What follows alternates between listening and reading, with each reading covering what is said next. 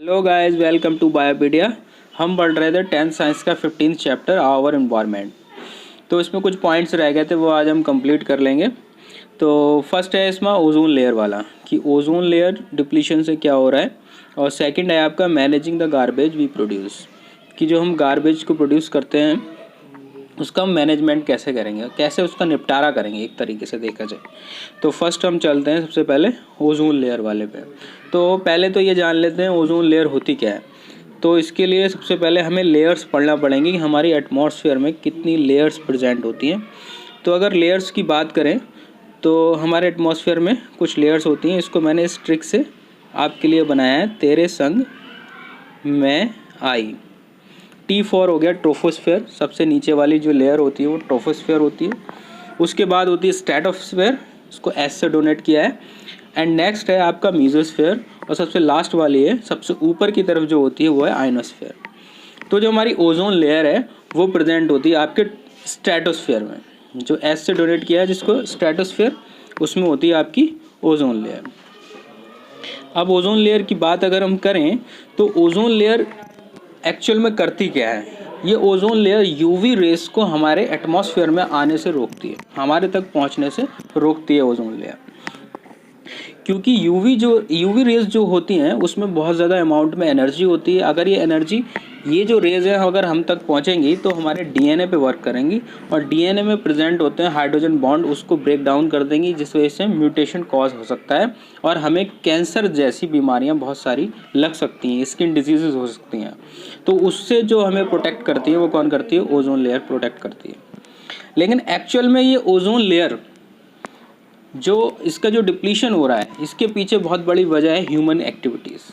हम जो रेफ्रिजरेटर्स में जो CFCs यूज़ कर रहे हैं आजकल, क्लोरोफ्लोरोकार्बन, जो मेनली क्लोरीन और फ्लोरीन से बने हुए हाइड्रोकार्बन्स हैं, ये क्या करते हैं? उस ओजोन लेयर को रिएक्शन करके डिप्लीट कर रहे हैं, मतलब उसका ब्रेक डाउन कर रहे हैं। ब्रेक डाउन के बाद वो जो लेयर है वो धीरे धीरे उसकी थिकनेस कम होती जा रही है। तो थोड़ा सा इसका रीड कर लेते हैं। Depletion of ozone layer in the atmosphere. Ozone molecule contain 3 oxygen atom. Ozone को किससे डोनेट करते हैं? O3 से, यानी कि 3 ऑक्सीजन एटम यहाँ पर मौजूद होते हैं। At higher levels in the atmosphere the UV radiation split some oxygen molecules. जो यूवी रेडिएशन आता है सन से वो क्या करता है? मॉलिक्यूलर ऑक्सीजन को ब्रेक डाउन कर देता है। मॉलिक्यूलर ऑक्सीजन कौन सी? यहाँ पर O2 मौजूद है। मॉलिक्यूलर ऑक्सीजन यहाँ पर कौन सी है? O2 मौजूद है। ये आपको दिख रही है मॉलिक्यूलर ऑक्सीजन। इसको ब्रेक डाउन करके ये किस में बदल देता है? एटॉमिक ऑक्सीजन में। एटॉमिक ऑक्सीजन को नेसेंट ऑक्सीजन भी बोलते हैं, ठीक है। तो नेसेंट ऑक्सीजन में इसको ये ब्रेक डाउन कर देती है यूवी रेज। अब नेसेंट ऑक्सीजन जा करके मिलता है किससे? O2 से। नेसेंट ऑक्सीजन के 2 मॉलिक्यूल और नेसेंट ऑक्सीजन का 1 मॉलिक्यूल और 2 मॉलिक्यूलर ऑक्सीजन के मॉलिक्यूल आपस में कंबाइंड होकर के क्या बनाते हैं? O3 बना लेते हैं, और बन जाती है क्या? ओजोन लेयर, ठीक है।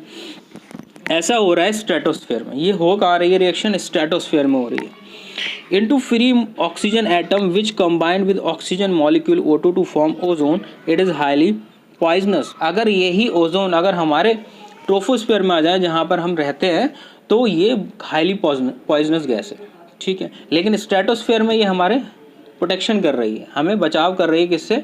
यूवी रेडिएशन से। आगे चलते हैं।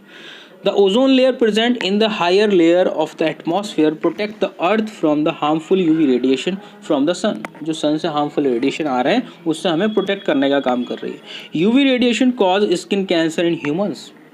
UV radiation अगर हम तक पहुंच जाएगा तो क्या करेगा? वो स्किन कैंसर को प्रोड्यूस करेगा। आजकल जो स्किन कैंसर की जो नंबर्स बढ़ रहे हैं वो यही वजह है कि वहाँ से ओजोन लेयर का डिप्लीशन हो रहा है। The ozone layer is being damaged by the use of chemical like chlorofluorocarbon, CFCs जिन्हें बोलते हैं। इसमें क्या प्रेजेंट होती है? क्लोरीन, फ्लोरीन, ये सारी गैसेस प्रेजेंट होती हैं जो क्या काम करती हैं?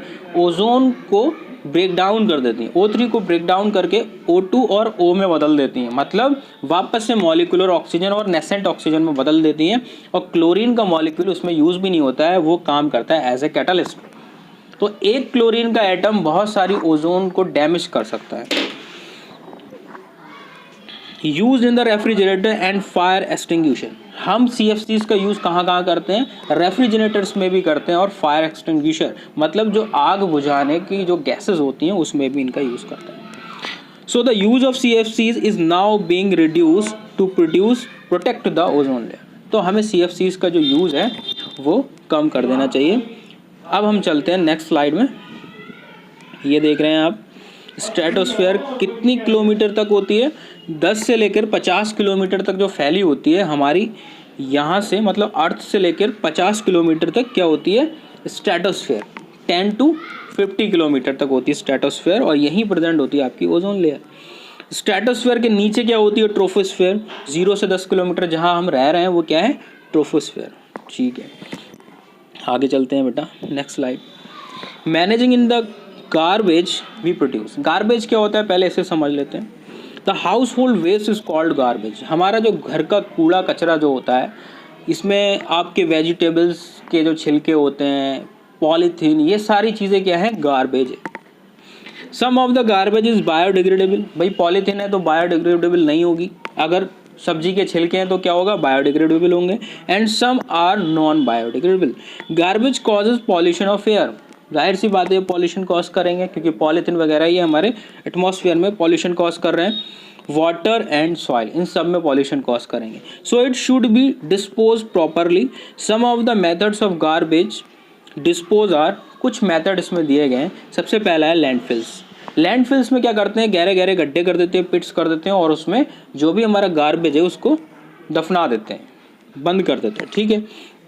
रिसाइकलिंग, अब जो पॉलीथीन बैग्स वगैरह हैं उनकी क्या होगी? रिसाइकलिंग कर देंगे। नेक्स्ट क्या है? Production of biogas and manure. उसमें जो ऑर्गेनिक मैटर होता है, जैसे जो डंग होता है एनिमल्स का, और जो सड़े गले सब्जियां वगैरह होती हैं, उनका हम क्या करते हैं? प्रोडक्शन ऑफ बायोगैस कर देते हैं। गोबर गैस प्लांट बनाते हैं, बायोगैस प्लांट बना लेते हैं।